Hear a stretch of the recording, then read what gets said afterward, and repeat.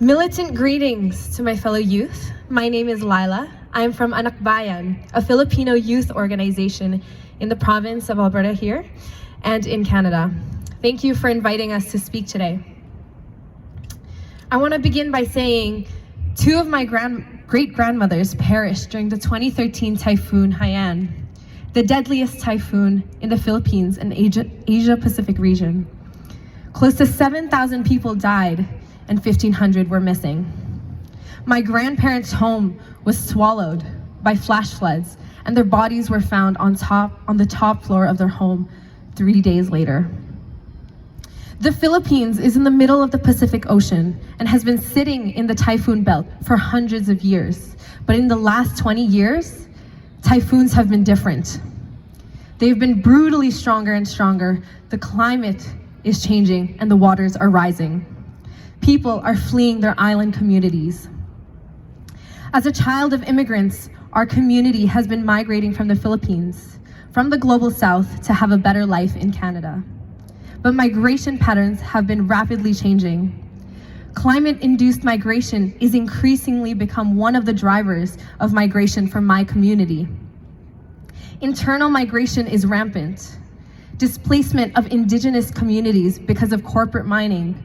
Canadian mining corporations like Barrick Gold and TVI Mining, whose head office is in Calgary, are funded by the Canadian people's tax dollars, are displacing my people. Militarization and extrajudicial killings of climate activists and environmental defenders come with these mining corporations. Wars, such as the one in Ukraine, are driven by monopoly capitalism, a major driving force over the conflict. With Russia and the United States vying for control over the resource-rich region. The 8 years of US intervention and provocation led to the current crisis in the region. It is the people of Ukraine that suffers. What are we to expect? A devastated environment and waves of refugees fighting each other, trying to seek refuge. We are faced with a climate emergency. Communities all around the world are devastated by mass storms, rising waters, drought, and fires provoked by climate change.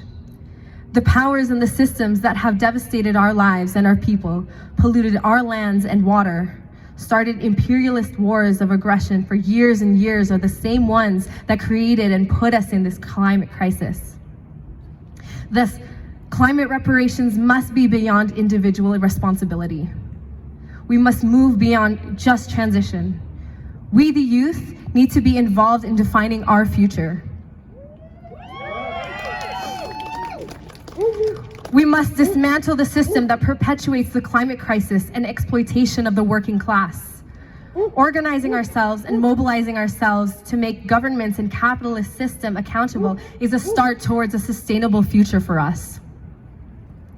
As youth in Anak Bayan, we will continue to educate ourselves and learn from our history, both our roots, the Philippines, and where we live now in Canada. We need to learn the struggles of Indigenous people, our parents, our communities, and most importantly, the working class people. With that, we will be able to organize and mobilize beyond our sector. We believe that climate justice is migrant justice. Climate justice is social justice. Climate justice is racial justice. And climate justice is Indigenous sovereignty. Thank you.